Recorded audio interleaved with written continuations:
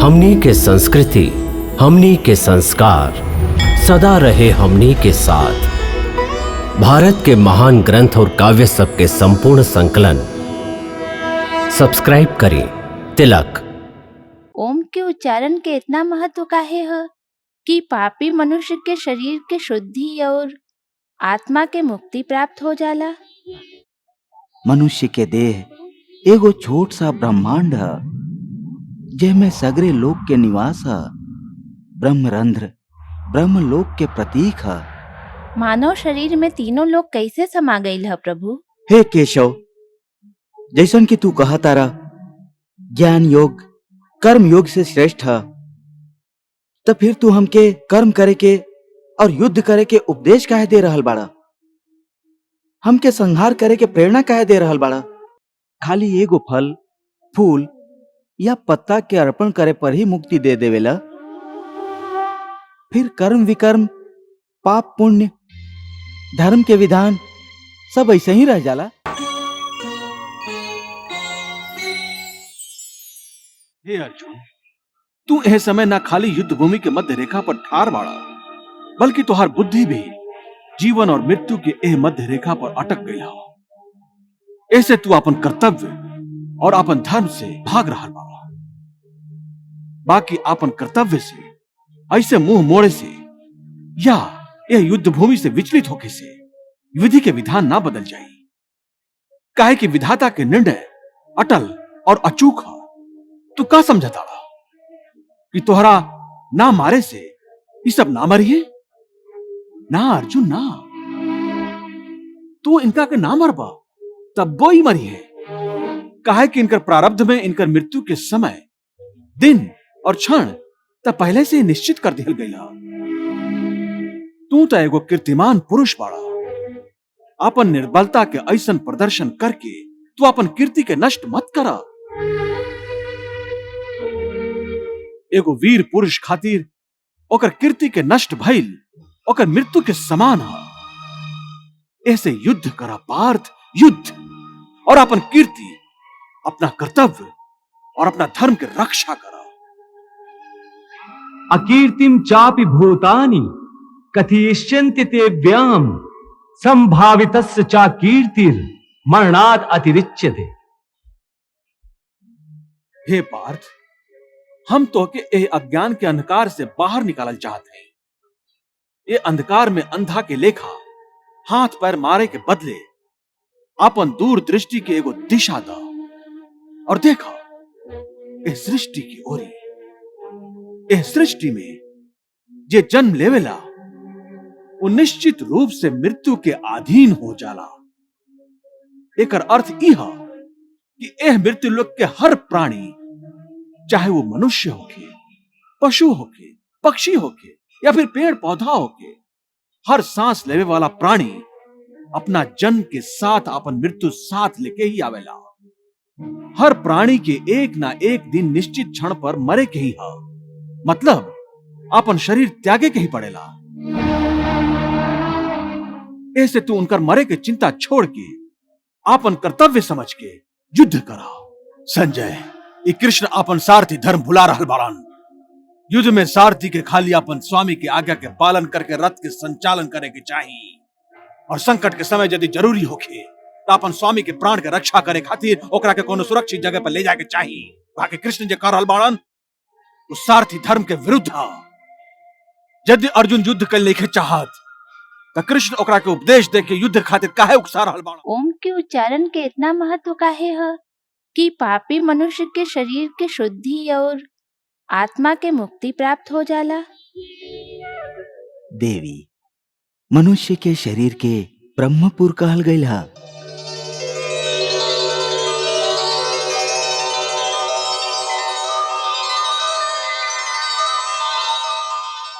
और मनुष्य के देह के भीतर हृदय कमल में आत्मा के दिव्य ज्योति प्रकाशित रहेला।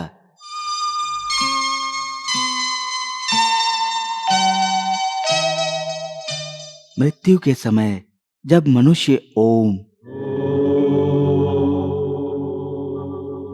ओम ओम के के मंद मंद उच्चारण एक लय के साथे करेला ता आत्मा और परमात्मा दोनों ही महासुख और महा आनंद के साथे नाच उठेलन और दोनों एक दूसरा से मिले खातिर ऐसे व्याकुल हो जालन जैसे युगन युगन से बिछुड़ल दूगो प्रेमी सगरे सीमा तोड़ के एक दूसरा में समा जाए खातिर एक दूसरा के ओरी बढ़ेलन।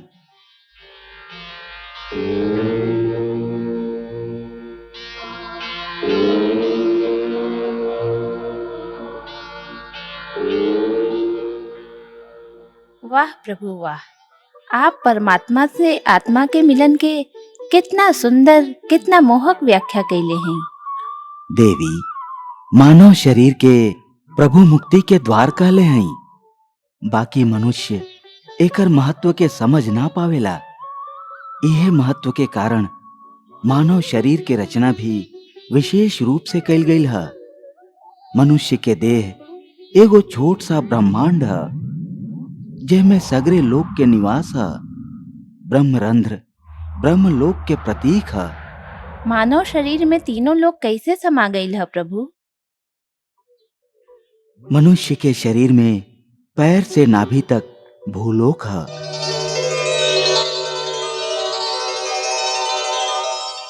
नाभि से लेके कंठ तक अंतरिक्ष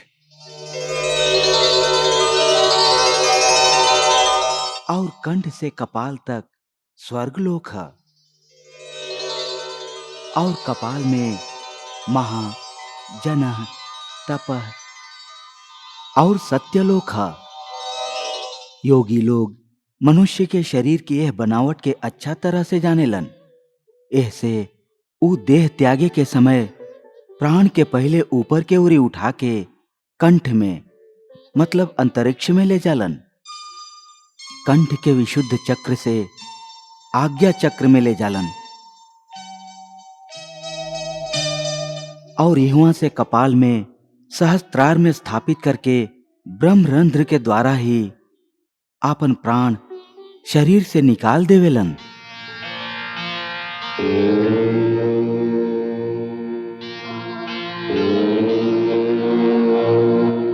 पार्थ, साधारण मनुष्य रात का अंधेरा होके पर सूत जालन और सूरज उगला पर जाग जालन। बाकी योगी के दृष्टि में देह के सूतल जागल महत्वपूर्ण नहीं है।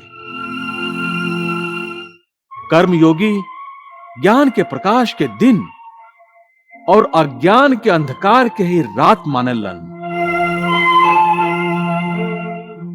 पार्थ, विषय के बारे में अज्ञान रात के अंधार के जैसन है।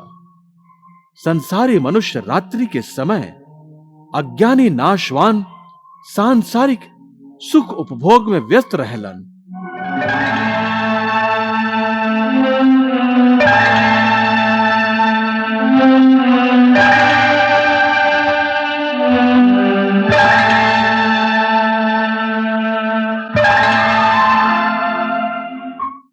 ज्ञानी और योगी जागेलन और परमात्मा के चिंतन करेलन। या निशा सर्वभूतानां तस्यां जागर्ति संयमी यस्यां जागृति भूतानि सा निशा पश्यतो मुनेः। हे केशव, जैसन कि तू कहा तारा ज्ञान योग कर्म योग से श्रेष्ठ है, तो फिर तू हमके कर्म करे के और युद्ध करे के उपदेश काहे दे रहल बाड़ा? हमके संहार करे के प्रेरणा काहे दे रहल बाड़ा? पार्थ, हम तो ना कहली कि ज्ञान योग कर्म योग से श्रेष्ठ है। हमरा कहे के मतलब ई ना रहे तो के धोखा भइला। हे पार्थ, जैसे साधारण दृष्टि से देखला पर एगो नगर में दूगो आवे वाला रास्ता होके, एगो पूरब से आ रहा होके दूसर दक्षिण से आ रहा होके,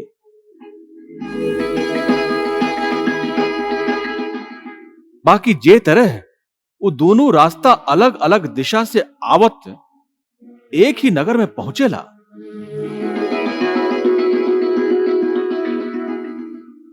वही तरह ज्ञान योग और कर्म योग दूगो अलग अलग साधन है, बाकी उनकर लक्ष्य एक ही है।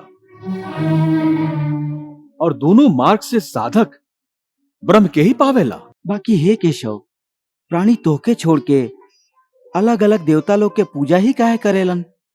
हे अर्जुन, हम तोहके पहले ही बतौले रही कि यह त्रिगुणात्मक सृष्टि में प्राणियन के कर्म, उनकर वृत्ति, उनकर श्रद्धा भी त्रिगुणात्मक होखेला।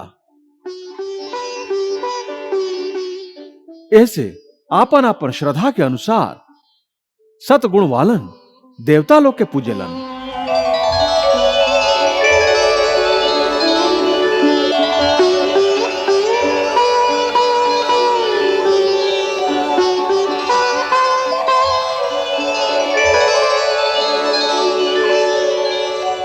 रजोगुण वालन यक्ष, गंधर्व आदि के पूजा करेलन।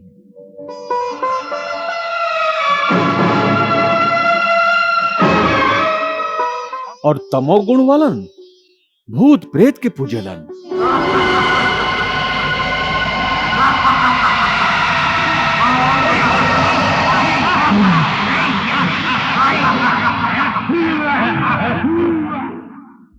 यजन्ते सात्विका देवान यक्ष रक्षांसि राजसा प्रेतान भूत गणाश्च चान्ये यजन्ते तामसा जना। हे अर्जुन, देवता लोग के पूजे वालन देवता के प्राप्त होखेलन और मृत्यु के बाद आपन कर्म के अनुसार कुछ समय तक स्वर्गलोक में निवास करेलन।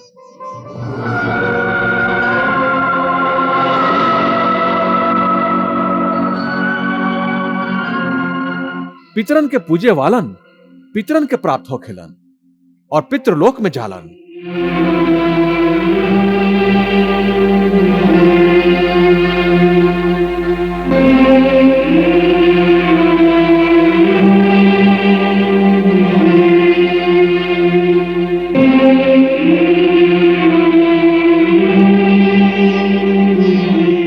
और भूत प्रेत के पूजे वालन भूत के प्राप्त होलन।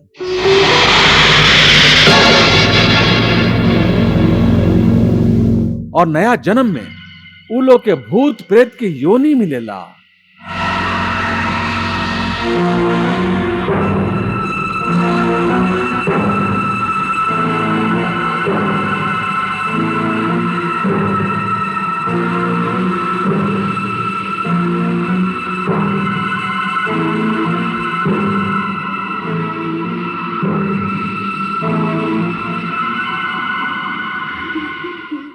खाली एगो फल, फूल या पत्ता के अर्पण करे पर ही मुक्ति दे देवेला?